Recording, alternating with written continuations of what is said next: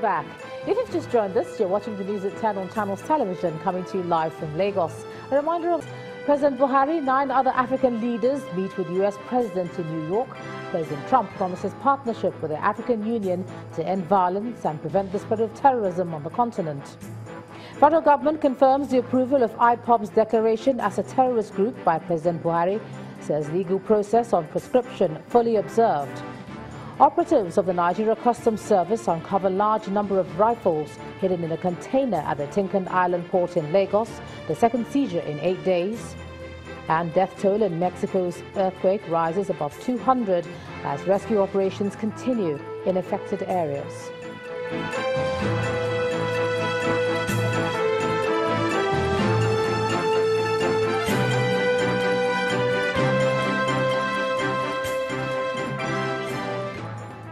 A quick reminder now that for more on our top stories and others, please visit our website, channelstv.com and youtube.com/channelsweb.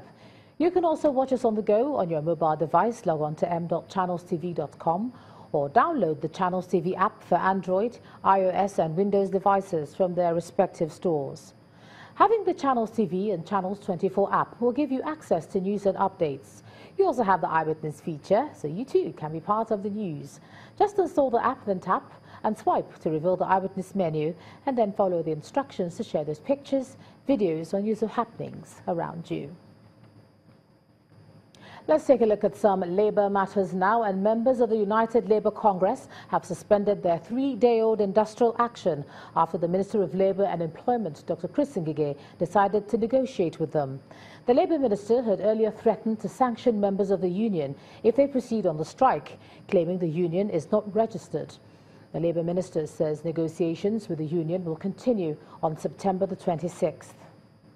Our attention has been drawn to several media publications and statements signed by Mr. Didi Adodo on behalf of an association, the United Labour Congress, ULC.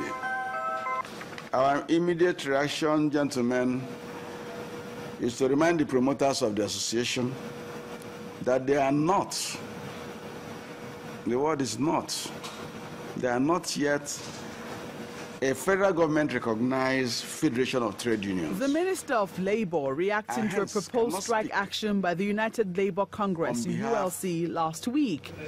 That stance has, however, changed as he opens negotiations with the leadership of ULC on how to end the strike, which has entered its 3rd day.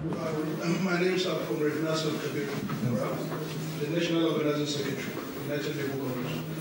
The meeting began with introductions as unionists introduced themselves as members of ULC, followed by the minister's remarks, acknowledging the presence of ULC leadership. In labor balance, we discussed with workers. ULC is a proposed labor federation, and some unions have indicated interest and done the necessary preambles within the association as ensuring in labor regulation that they want to go there. Asked why he's negotiating with ULC after first describing the group as illegal last week, this is what he says. I'm negotiating with workers in all these sectors, unions that have said they want to go into the proposed ULC, and I can discuss with anybody. Meanwhile, the president of the United Labour Congress has announced a technical suspension of the strike action for 1 week to enable further negotiations with government. I want to bet you that if we continue with this action by next week, not even ourselves could be able to come here. The environment, whether by air or land, or by whatever means of fuel, light will not be there. So that is why you say status quo returns ante, to enable negotiation proceed. The United Labour Congress is a splinter group from the Nigeria Labour Congress, NLC, whose members have been on strike since Monday to protest, among other issues, a review of the privatization of the nation's electricity sector and the revitalization of industries. Meanwhile, a federal government team headed by the Labour and Employment Minister is meeting with leaders of the striking non-academic staff union of universities and other allied unions in Abuja, the nation's capital. The meeting, which has been on for more than 6 hours, is targeted at resolving the current industrial dispute between the union and the federal government. Some of the demands of the union include payment of the shortfall in salaries and the need for universities to be allowed to manage their internal revenue independently, amongst others. Their demands are not different from that of the Academic Staff Union of Universities, who called off their one-month-old strike on Monday.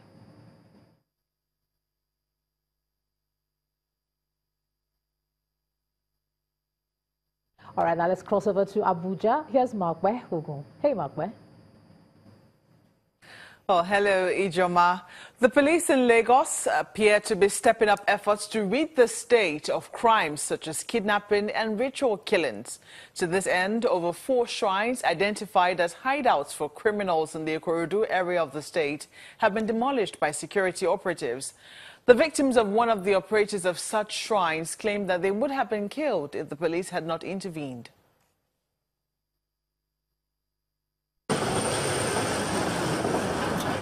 As early as it could be imagined, this heavy detachment of policemen and other security agencies are being led by the Commissioner of Police in Lagos to the Ikorodu area of the state. Their first stop for the special operation is Otai-Kosi community in Moa area. The shrine here is known to have been in existence for years. The police explained that the operators have scammed many people at the location. Crime rates has dropped by over 25% in Ikorodu from statistics available to me in the last 2 weeks. With the discovery of these shrines, with the arrest of the hoodlums who are operating these shrines, crime rate will drop even further. You cannot come to a locality and construct a shrine for the sole purpose of committing crime. That we will not accept. This couple could not make it out of the place after coming for what they described as spiritual cleansing. In fact, this is terrible.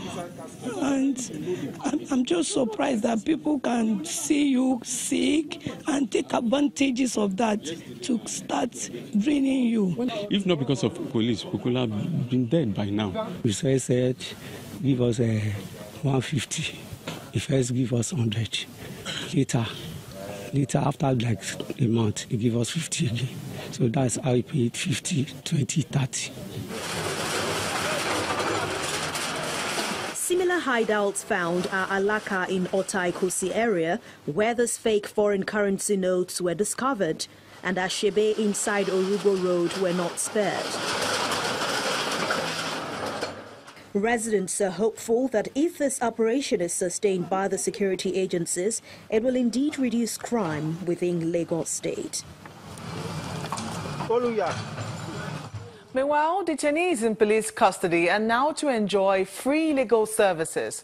The Inspector General of Police, Mr. Ibrahim Idris, says the gesture marks another milestone in the quest for an effective criminal justice administration system in the country. The police chief was speaking at the launch of the Force Order 20 in Abuja and warned that police officers caught flouting the new directive will be penalized.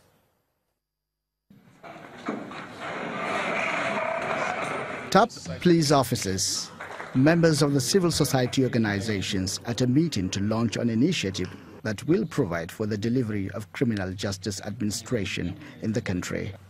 Although the Force Order 20, which is also known as the Police Solicitors Scheme, has been in existence since 2005, the amended version provides free legal services to detainees in police custody across the 36 states and the Federal Capital Territory.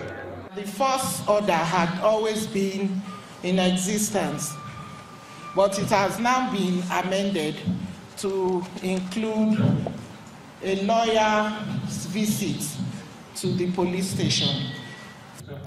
Members of the civil society organizations who played leading roles in the adoption of the scheme in 2005 list major successes recorded and why the amended version of the scheme should be embraced by all. The first 5 years, this scheme benefited and provided services to and diverted out of pretrial detention 13,000 detainees in 4 states. That was what led to the expansion. And over the past 10 years, we've addressed the needs of over 50,000 detainees. Next to speak is the Inspector General of Police, Mr. Ibrahim Idris. He shares the same view as other speakers, emphasizing that all the 10 persons in police custody will enjoy the services offered. The scheme will guarantee lawyers engaged by the Legal Aid Council access to persons arrested and detained in the police stations across the country to offer them free legal representation. This will reduce, if not eliminate, the usual allegation of prolonged detentions, torture, and extortion at police formations across the country. The scheme is then launched. From now, deterrent persons are expected to get access to free legal services. This ultimately is expected to entrench the principle of the rule of law and While staying with law and order, a federal high court sitting in Abuja has struck out one of the 9 counts of $1.6 billion crude oil fraud instituted against businessman Jide Omokore and 5 others. In a ruling delivered by Justice Nnamdi Dingba, the court struck out count 8 after hearing an application by former Minister of Petroleum Resources, Mrs. Desiani Alison Madueke, who claimed that she was indicted in that particular count without being given the opportunity to defend herself. The defendants listed in the case include Jide Omokore, Atlantic Energy, Brass Development Limited, and 4 others. But the former petroleum minister was not listed among the defendants. Neither was she given the opportunity to defend herself before being indicted. The Economic and Financial Crimes Commission had accused Mrs. Alison Madueke of aiding Jide Omokore in laundering funds believed to be proceeds of sales of petroleum products belonging to the federal government. When the news at 10 returns, Nigeria's Treasury bills market total subscription hits a high of 559 billion naira so far this week. Well, that's on Business News. Do join us again.